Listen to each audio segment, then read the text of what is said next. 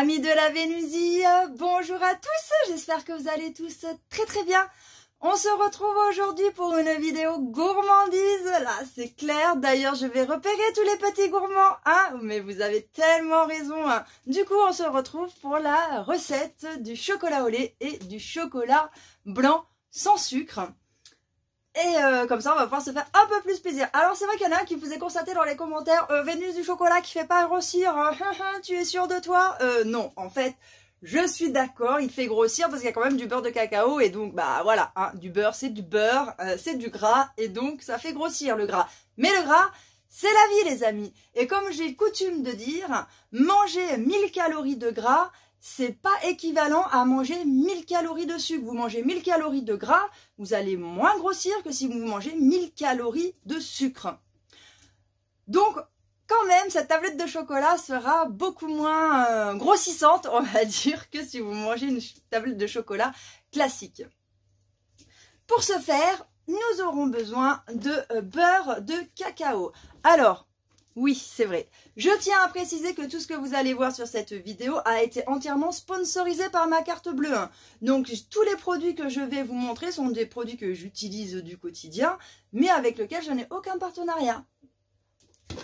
Donc, j'ai acheté ce beurre de cacao là. Celui-là, je l'ai acheté sur Amazon. Je l'ai trouvé à 19 € le kilo. Parce que bah, c'est là où je l'ai trouvé le moins cher pour vous avouer. Et en fait... Et en fait, si vous voulez, avant, j'en avais acheté 100 grammes, en fait, parce que je voulais voir le rendu. Je me suis dit, je ne vais pas acheter 1 kilo, vu le prix que ça coûte, si ça ne marche pas, mon histoire. Donc, j'ai commandé d'abord 100 grammes sur Amazon. Oh, n'importe quoi. Sur Greenwiz. Et je dois bien vous dire, les amis, que... tous les beurres de cacao ne se valent pas. En tout cas, celui que j'avais acheté sur Greenwiz, ça se présentait en des petites billes quoi, qui sont transformées. C'est pas des blocs comme ça là. Vous voyez, là je vous montre, c'est des blocs de beurre de cacao quoi. Et le 2, c'était transformé en espèce de petites pastilles. Et ben, je dois vous dire que celui-là, il est bien meilleur en goût en fait que l'autre beurre de cacao que j'avais acheté. Parce que l'autre beurre de cacao que j'avais acheté, il était assez neutre en goût. Alors que là, il y a une petite odeur de cacao quand même. Et donc du coup, quand vous le faites avec le chocolat, pour faire le chocolat au lait, je trouve que c'est un petit goût caramel et tout. Enfin bref, je le trouve vachement meilleur celui-là que l'ancien. Mais bon, après, voilà. Si vous voulez tester aussi, parce que vous dites, je sais pas si je vais passer le kilo ou quoi que ce soit, commencez par acheter 100 grammes, même si c'est un peu plus cher au kilo. Testez par vous-même et puis après, au pire, vous achetez celui-là.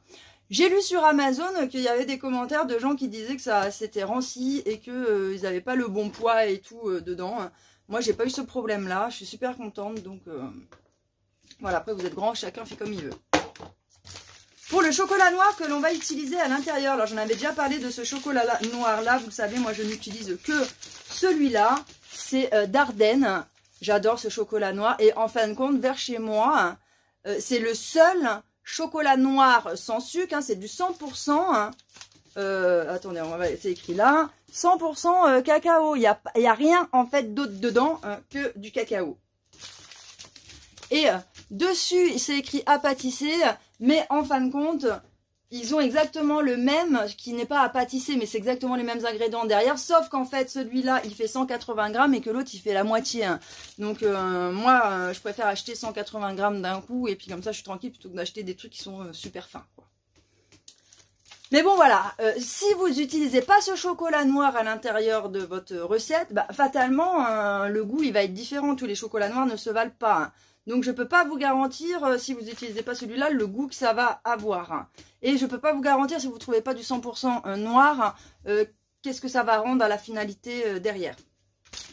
Mais bon, voilà quoi, ça va changer légèrement le goût, on n'aura peut-être pas tout à fait le même. C'est un peu la différence quand vous goûtez un différent chocolat au lait à vos supermarchés. En fait, vous sentez que tous, ils n'ont pas tout à fait le même goût. Et ben, c'est en fait la qualité du chocolat noir qu'ils vont utiliser à l'intérieur et le process aussi qui fait que ça va avoir un goût un petit peu différent. Ensuite, dedans, nous allons aussi avoir besoin de lait en poudre. Moi j'utilise du lait entier dedans, j'ai pas essayé l'autre lait parce que ben moi alors je sais que des fois quand on me voit fine comme ça on n'a pas l'impression que je suis quelqu'un qui peut manger gras, mais le gras c'est la vie les amis, je vous jure. Et donc Moi, j'utilise que tout ce qui est entier, de la crème entière, du lait entier, des trucs entiers, quoi. Voilà. Et donc, bah là, c'est pareil. Donc, j'ai jamais testé avec du lait écrémé, mais bon, au point où on en est, on va dire, on n'est plus à ça près, hein. Et puis, en plus de ça, le truc que j'ai constaté, c'est que, bon, je sais pas si vous le savez, mais le lait est sucré. À la base, le lait de vache contient du sucre. Donc, fatalement, quand on le réduit en poudre et que ça devient un peu du lait concentré, ben, vous avez le taux de sucre qui est plus important. Donc, déjà, en fin de compte, au niveau du sucre, vous avez quand même pour 100 grammes, 39 grammes de sucre dans le lait entier. Et il me semble que dans le lait écrémé, eh ben, il y a plus de sucre à l'intérieur que le entier. Donc, vous voyez, des fois, il faut faire gaffe. Il faut bien regarder la composition et tout derrière, parce que sinon, vous vous faites avoir, quoi. Bref, quoi qu'il en soit, lait entier, on va en avoir besoin. Et puis aussi, moi, j'ai mon xylitol. Alors, moi, je fais ça au xylitol.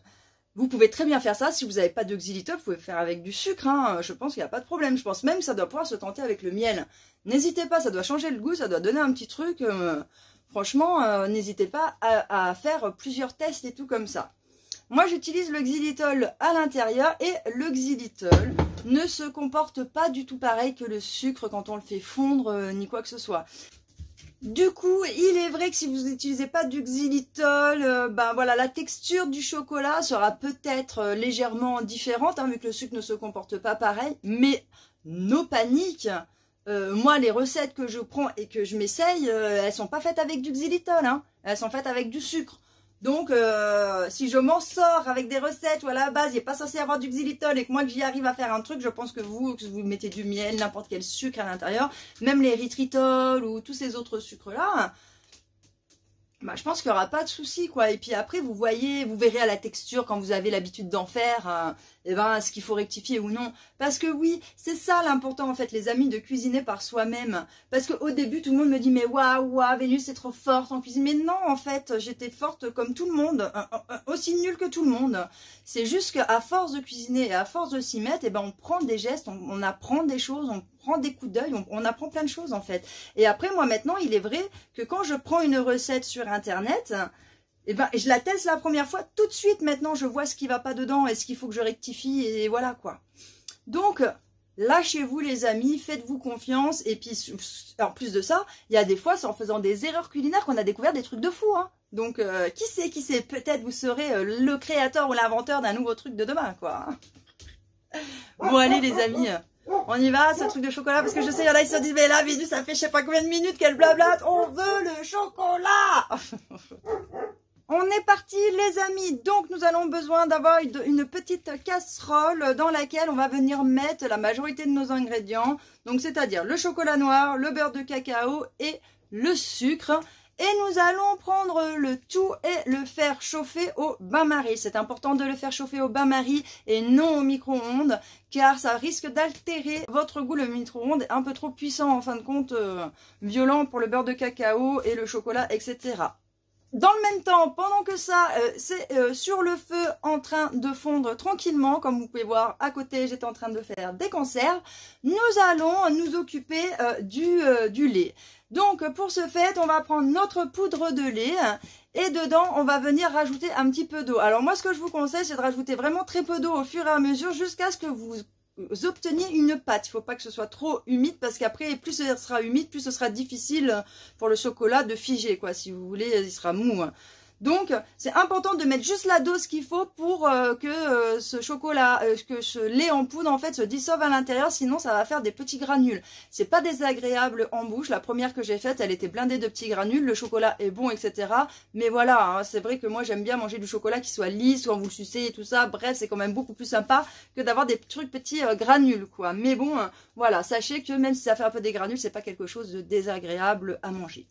Pour la suite, les amis, nous allons avoir besoin de nous équiper un chouïa. Alors, soit vous êtes comme moi et vous êtes déjà équipé de trucs comme ça pour faire vos tablettes de chocolat, soit vous n'en avez pas et à ce compte-là, c'est pas grave, vous prenez n'importe quel moule dans lequel vous pourrez venir faire couler votre chocolat et qu'après vous pourrez démouler. Cassez-vous pas la tête, hein. Après l'essentiel c'est de pouvoir se casser des petits bouts et puis de se le manger, hein. Peu importe la forme qu'il a, l'essentiel c'est qu'on puisse le bouffer le truc, hein.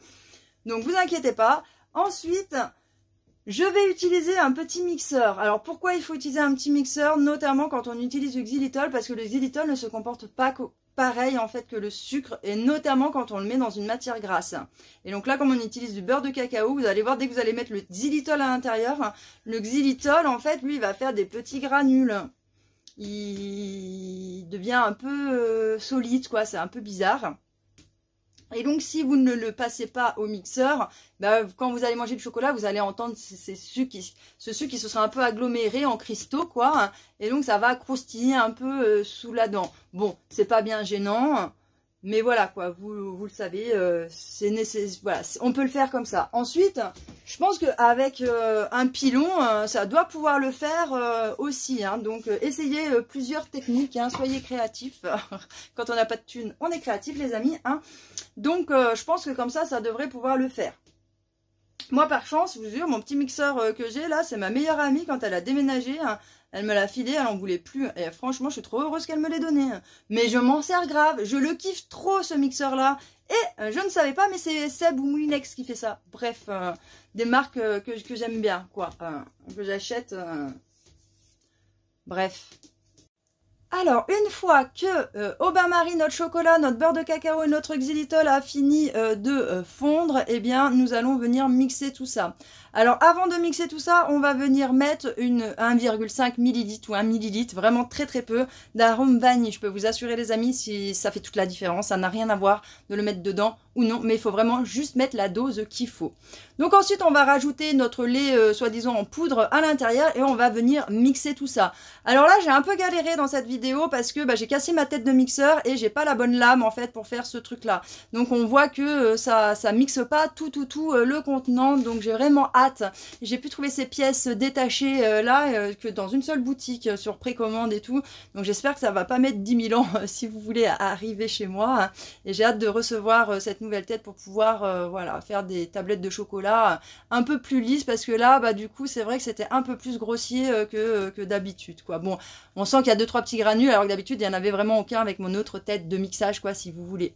Bon, ensuite vous voyez je prends et je viens les mettre dans mon moule et puis après c'est pas compliqué hein. Je mets ça au frigo et quelques heures plus tard c'est prêt. Et voilà les amis, notre tablette de chocolat vient de sortir du frigo. Nous n'avons plus qu'à la démouler. Et puis après, je les mets généralement dans du papier d'aluminium. Comme ça, je les conserve au frigo. Car si vous le mettez dehors, clairement, avec la chaleur, ça va faire du... il va fondre, quoi. C'est beaucoup plus sensible comme chocolat que le chocolat qu'on achète dans le commerce, quoi. C'est plus vite fait, ça devient plus vite fait mou, quoi.